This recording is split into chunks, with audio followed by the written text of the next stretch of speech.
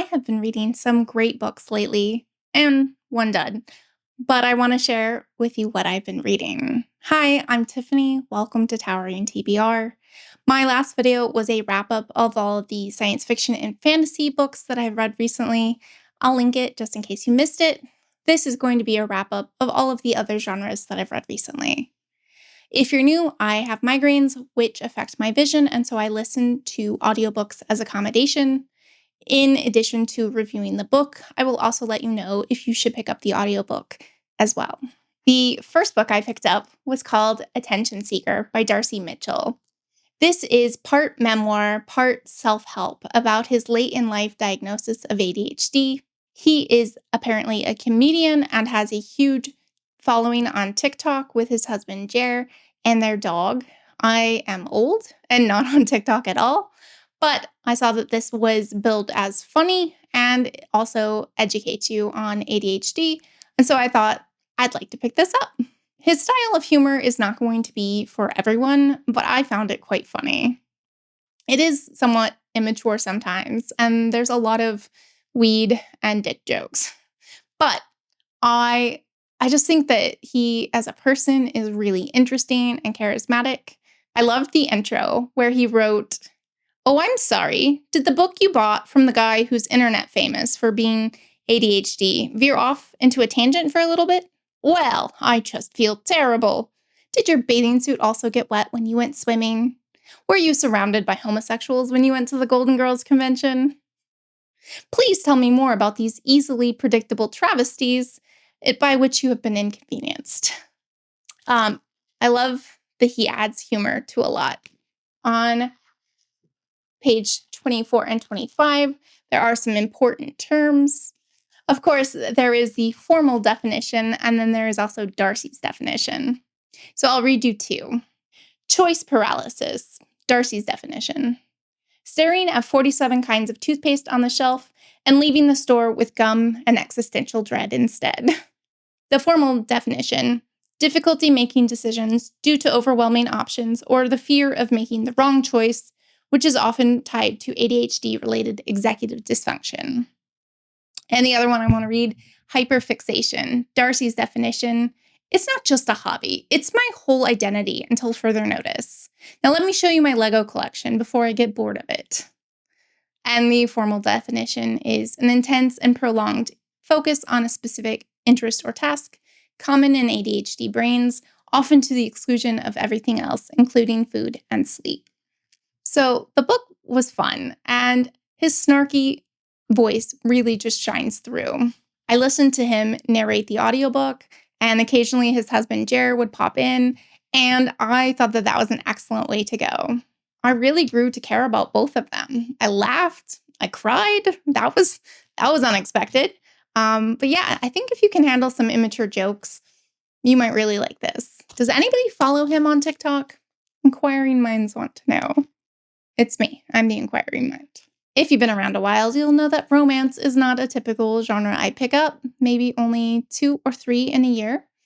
But I was eagerly anticipating It's All in Your Head by Sabina Nordqvist, which is a disability romance. So both the leads, Skylar and Pike, are both disabled, and they meet on an online support group. Pike is a former athlete who, after an accident, had to learn how to walk again and deals with chronic pain. He posts a poem into the support group and then logs off. Shortly after, a woman claiming to be his mother says that she is interpreting this poem as a suicide note, a cry for help, and that if he doesn't get back on and answer her, she is going to call the police. And she insinuates that she could possibly put him under a psychiatric hold. Skylar does not want that to happen, and so she lies to the woman and says that Pike is with her, there's no need to call the cops, and she insinuates that they're in a relationship. The next day, Pike gets on and finds out what happened. And instead of confronting his mother and sharing, yeah, I'm disabled, and yes, I'm in pain, and yes, I'm dealing with depression, instead of being honest with his mother, he decides to fake date Skylar. His mother obviously cares about him, but she's constantly crossing boundaries. She is dealing with ableism, and she just doesn't really know how to act. And unfortunately, Skylar's parents are similarly ableist and unsupportive. So they fake date, and he quickly learns about her disability, IIH, which is idiopathic intracranial hypertension. It's a brain disorder that mimics a tumor. And unfortunately, a lot of her pain manifests like migraines, lots of pain in her head and in her spine and neck. And as a person who deals with migraines, I found that very, very relatable. Just the sheer amount of pain and discomfort she goes through.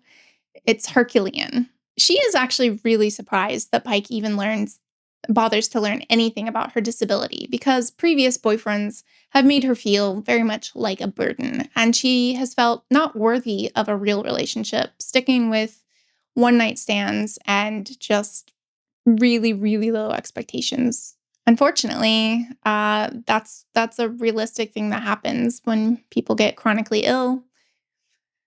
It's something you have to deal with all the time, and it wears on people, and some people leave. The fake dating obviously leads to real feelings. There is a miscommunication, which is one of my least favorite tropes in romance because it can feel really contrived. But this was concluded pretty quickly, and I felt like they did also have some real problems that they were facing, which made this feel more authentic. They definitely had really good chemistry, and there are some open door sex scenes, but I wouldn't say it's smutty. So the reason this is a standout is the disability representation. Skylar has been chronically ill for years. She is used to the ableism, the gaslighting from doctors, and the keeping tenuous relationships with people who don't treat her well just so that she can receive care. She is outspoken and confident and willing to teach Pike and the readers what a life like this looks like. She talks about the active struggles of disabled people. Pike, I mentioned, has chronic pain, and he is dealing with his own internalized ableism. We see him also struggle with depression because of this unending pain. These experiences feel real. They feel lived. They feel authentic. And it's because they are. The author herself is chronically ill and writes from a place of authority. If you're wanting authentic representation, I definitely recommend you check it out. The audiobook was good. There were two narrators, Molly Stark and Austin Rising, each for the leads. And I would say I think it's a good audiobook. I think it's not a great audiobook. So if you want to read it with your eyes, either way is fine. Okay, let's talk about my dud. If you've seen my favorites, you'll know that I absolutely love The Stranger Times by C.K. McDonnell. And I have read all of the books in that series. So I decided to go back through his backlist and look at some books he published under his full name, Caimh McDonnell. He has written a mystery series, and the first book is A Man with One of Those Faces. So it opens with Paul. He is volunteering at an old folks' home, and he basically lets old people think he's whoever they think they are. It could be a son, it could be a neighbor, it could be, grandson, nephew, whoever. And this is seemingly doing some nice work to comfort some of the older people. But it backfires one day when he goes in to talk to an old man. The old man thinks he's a former business rival and musters up the strength to stab Paul. And then he dies. Not Paul, the old guy. They find out the old guy faked his death 20 years prior, and there's a lot of secrets to uncover. And Paul is right in the middle of it. People keep trying to kill him, and he doesn't know why. He's desperately trying to figure out what he stepped into. I think that the character is interesting, but once they introduce the corrupt cop who is trying to sort of help Paul, but also doing really shady things, I just lost interest, and I really considered DNFing. But mysteries hinge so much on the ending that I thought, no, I love his writing. I think he's a great author. I'm going to give him the benefit of the doubt. I'm going to finish this book. Maybe the ending will make it worth it. It didn't.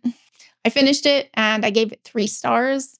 Not because there's really anything wrong with the book, but I just didn't really enjoy it, and I will not be continuing. I did think the audiobook was good. It is narrated by Morgan C. Jones, and he has a very lovely Irish accent. So if you want to read this book, I thought the audiobook was good. Do you enjoy accents in audiobooks? I almost always do, unless I can't understand them. I picked up Make Sure You Die Screaming by Z. Carlstrom. This was recently nominated for the Lambda Awards for transgender fiction, and so I was really excited to get it. I've heard this called a thriller. It's not. It's not a thriller. If you go into it thinking it's a thriller, you're going to be very disappointed. It is basically a character study of a person whose life is going off the rails, and you just watch as everything falls apart. So, we are following a non-binary protagonist. Their best friend has just died. They've just quit their job, and they are medicating with drugs and alcohol. Their mother calls and tells them, your father, who is a conspiracy theorist and a MAGA cult member, has disappeared, and I want you to come down from Chicago to Arkansas to come help find him. I don't really understand the characters' motivations to do this because they are estranged from their father and they are not out to their mother. But, they're making lots of impulsive and bad decisions, and so they decide to drive down to come look for him. They make so many bad choices, like so many. It is literally like watching a train wreck. You just can't look away. In that sense, I can see why people would think it's quite compulsive and might categorize it as a thriller, but it's not. The character goes through quite a lot, but I think what was the most interesting about this was the look at American families who are divided by politics and what to do when your loved one is suddenly changed and incredibly hateful, and trying to cut those negative, toxic people out of your life. I have not read a ton about family estrangement, but I thought that this looked at the complexities of the dynamic in really interesting ways that really made me think. One downside with this book is I don't always feel like the message was cohesive.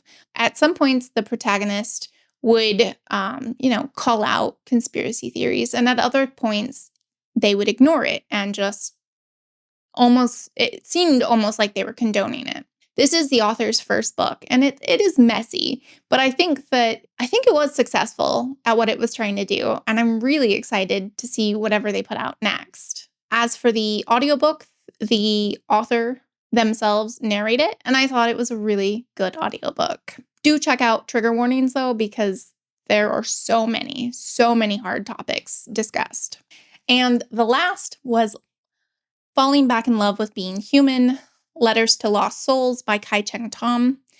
My friend Becca over at Read Becca is the one who recommended I pick this up, and I'm so glad that I did. This was excellent. This is an especially moving collection of letters, really more like poetry, written by a transgender Chinese-Canadian woman. She says in the introduction that after enduring some losses and living through the pandemic and feeling like the world was just falling apart, she said her response was to write. I wrote as though I might be casting a spell or chanting a religious litany. I wrote as though poetry and prayer might mean the same thing, as if words might reconnect me with what I once considered my unshakable relationship with the human divine. I wrote to summon the language that might help me fall back in love with being human. I wrote my way through the question, what happens when we imagine loving the people and the parts of ourselves that we do not believe are worthy of love? I would like to share one of the letters called To a Lost Sister. I stopped writing poems for a year after it happened. I didn't believe in them anymore because they didn't save your life. I'm not a praying woman, but poetry has always been my hotline to the universe. I guess that somewhere deep inside, I hoped that if I said something elegantly enough, it would come true. That if I spoke the language of beauty, maybe God would finally start listening. Are you there, God? It's me, fucked up transsexual with a savior complex. I'd like you to turn back time. If I could just go back once, I'm sure I could change the past for the better. Did you know that the word abracadabra comes from the Hebrew phrase meaning, through speaking, I create? I bet you do. My magic was never strong enough to manifest the miracles I wanted, to turn back time, to undo harm, to make the unspeakable things safe to say, to catch a spirit as it flies out of this world and weave it back into the body it left behind. What's the use of writing poems if they can't even do that? I wish I could talk to you. I've been wanting to tell you that complex PTSD and a crisis of faith have so much in common. They're both about losing trust in the world in the wake of unbearable loss. Grief tears us away from our faith, but it's grief that brings us back as well, because in our deepest grief, we have nowhere else to go. The Buddhist part of me knows that in the paradox, enlightenment is born. When you fell through the crack in the world and disappeared, I started meditating again. I lit candles every night. I tied a red rope around my waist before sleeping. Anything to give my grief somewhere to go. For a year after it happened, I dreamed about getting lost in mazes and screaming without a voice, knowing that no one was coming to save me. But the Christian part of me knew that the secret of grace is choosing to believe. The secret of resilience is the art of surrender. I wish you were here. I would tell you all the things I've learned about hope and forgiveness and holding on while letting go. Our world keeps breaking over and over again. I have no choice but to believe that a new one is being born. This was an exquisite collection that really just brought me a lot of joy. It felt like a balm for a wounded soul. She narrates the poems herself, and I highly recommend the audiobook. I think poetry needs to be performed out loud, and I think that this is the best way to go. Her voice is just so raw and visceral. You can just hear the pain. And I think that that made the audiobook incredibly effective. I cannot wait to check out more of her work. If you're familiar, do you have any recommendations? Or if you're not familiar with her, but you want to recommend poetry, definitely leave me a comment down below. Okay, so that's what I've been reading recently. Mostly great stuff and one dud. But I'm still really pleased with the books that I've picked up. Tell me, what are you reading? Let's have a chat in the comments down below. If you aren't subscribed and you like these bookish videos, make sure to subscribe. Join the community, join the conversation. We'd love to have you. Thank you again for joining me. Happy reading.